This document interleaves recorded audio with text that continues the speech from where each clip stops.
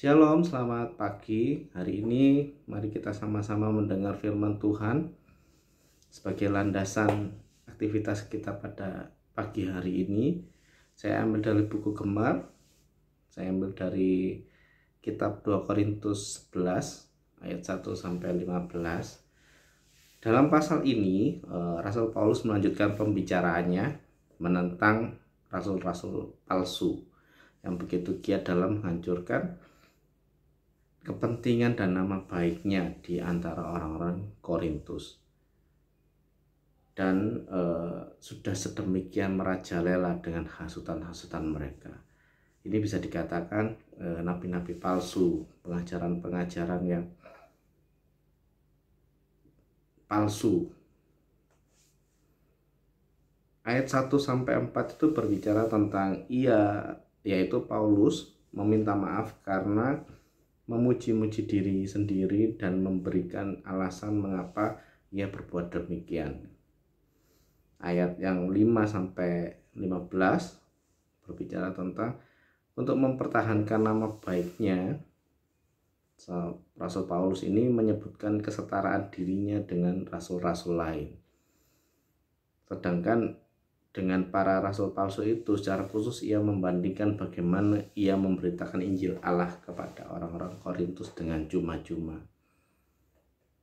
Artinya pengajaran-pengajaran yang dilakukan oleh nabi-nabi palsu ini sungguh sangat berdampak bagi orang-orang di Korintus khususnya. Nah, di sini terlihat kepedulian Paulus yang sedemikian besar terhadap jemaat di Korintus. Paulus mendesak jemaat Korintus untuk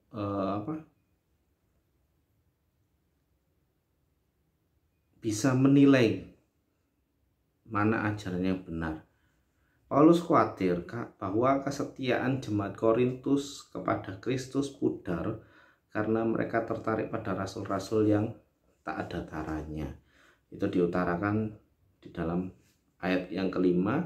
Tetapi menurut pendapatku, sedikit pun aku tidak kurang daripada rasul-rasul yang tak ada taranya.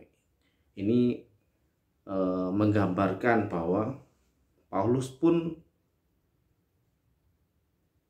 tidak kalah hebat dengan mereka, yang berarti kalau dikatakan tak ada taranya, berarti kayaknya rasul-rasul palsu ini sudah diagung-agungkan, sudah mendapat kepercayaan penuh di jemaat Korintus. Paulus juga mengingatkan bahwa mereka sudah dipertunangkan kepada Kristus. Karena Kristus sudah menebus mereka, maka mereka harus setia kepada Dia. Jangan sampai mereka tertarik pada pemberitaan para rasul yang tak ada taranya tentang Yesus yang lain, roh yang lain, dan Injil yang lain. Itu dikatakan dituliskan di ayat yang keempat. Sebab kamu sabar saja jika ada seorang datang memberitakan Yesus yang lain daripada yang telah kami beritakan, atau memberikan kepada kamu roh yang lain daripada yang telah kamu terima, atau Injil yang lain daripada yang telah kamu terima. Nah, Paulus ini memakai gambaran pertunangan atau pernikahan Yahudi di mana Yesus Kristus adalah mempelai pria, jemaat Korintus mempelai wanita, dan ia sendiri adalah teman pengantin pria. Hal ini merupakan tanggung jawab Paulus untuk menjamin kemurnian jemaat di Korintus. Sebagai pengantin perempuan, ia berusaha keras menjaga jemaat Korintus untuk tetap suci dan tidak tercemar. Artinya Paulus ini benar-benar kekhawatirannya ini sangat luar biasa kepada jemaat di Korintus khususnya ya.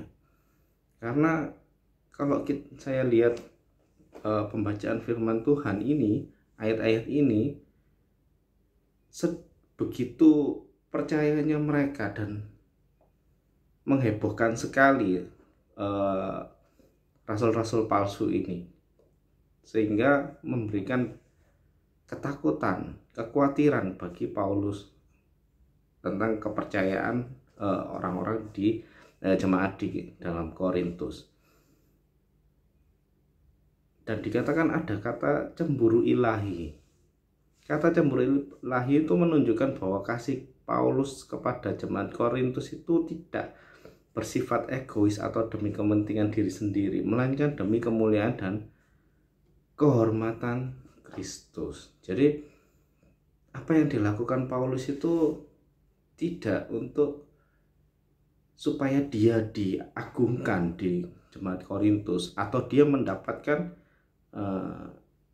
sesuatu yang layak, lebih layak daripada nabi-nabi palsu itu. Tapi Paulus ini ingin bahwa jemaat Korintus ini benar-benar tahu bahwa dia ini mempelai.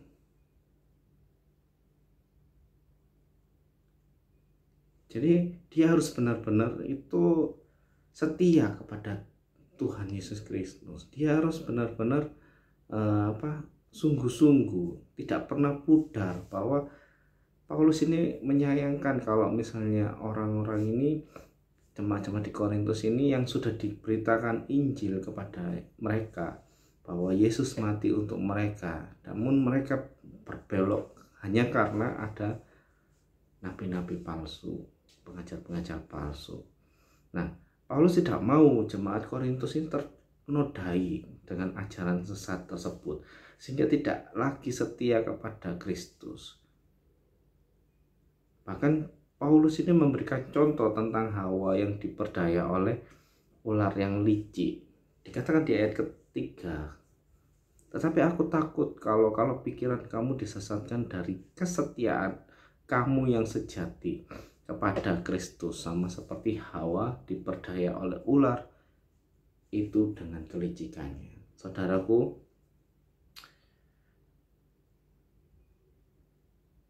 di zaman Paulus pun sudah ada pengajar-pengajar palsu yang menceritakan Yesus yang lain. Dikatakan di ayat ini ada kata Yesus yang lain.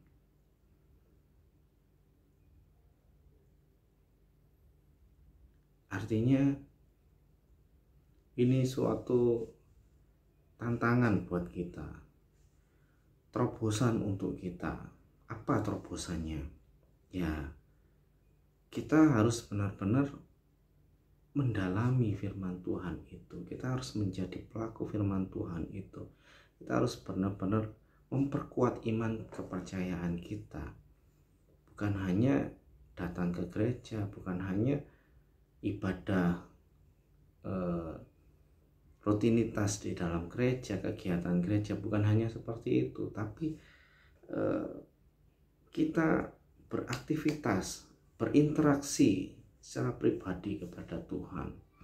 Agar apa? Agar kita ini tidak terpedaya dengan ajaran-ajaran yang di luar Yesus gitu. Karena dikatakan di ayat ini, rasul palsu itu memiliki kemahiran berbicara lebih dari Paulus.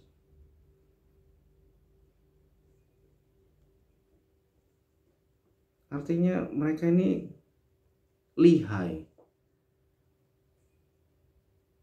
Kata-katanya itu manis. Karena disiratkan ya sama Paulus di ayat yang ke-6 ini dikatakan, jikalau aku kurang paham dalam hal berkata-kata. Artinya ini bentuk Paulus itu merendahkan diri di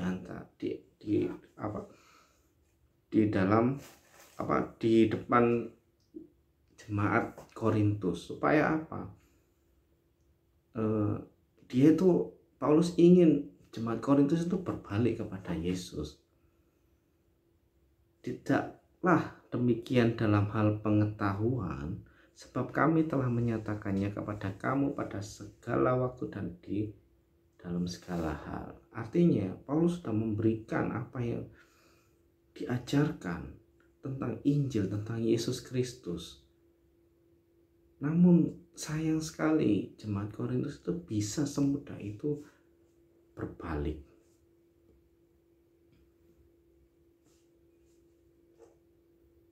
Jadi Bapak Ibu Saudaraku, di saat ini ada begitu banyak hal yang bisa kita lihat.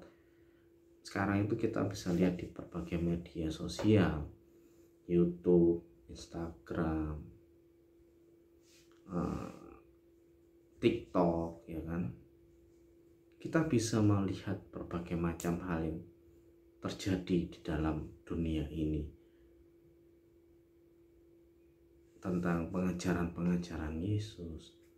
Saya tidak mengatakan ini benar, itu salah, ini benar, itu salah, yang lain salah, kita sendiri yang benar. Tidak.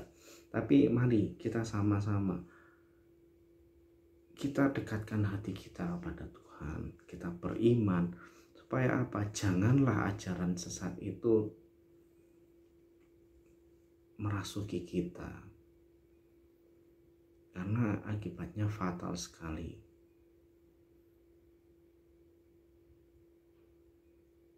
Jadi Bapak Ibu Saudaraku, apa yang kita terima kita terima dari berbagai macam sumber yang menyatakan tentang Yesus, kita terima, tapi kita juga harus cerna. Bukan berarti kita harus memilah-milah. Kita mengimani, namun kita tetap mempertanyakan kepada Tuhan, Tuhan, apa yang menjadi kehendak-Mu dalam kehidupanku, sehingga aku mau Engkau yang menuntun langkahku. Lakukan terobosan seperti itu. Apa yang kita terima biar tersaring karena kedekatan kita dengan Tuhan, supaya hidup kita tidak tersesat. Mari pada pagi hari ini kita sama-sama belajar untuk benar-benar tunduk, benar-benar kita memahami tentang Yesus Kristus, karakter Allah seperti apa, Yesus itu seperti apa, supaya kita tidak mudah terombang-ambing, kita tidak mudah terjerumus, kita tidak mudah salah jalan. Tuhan Yesus memberkati. Amin.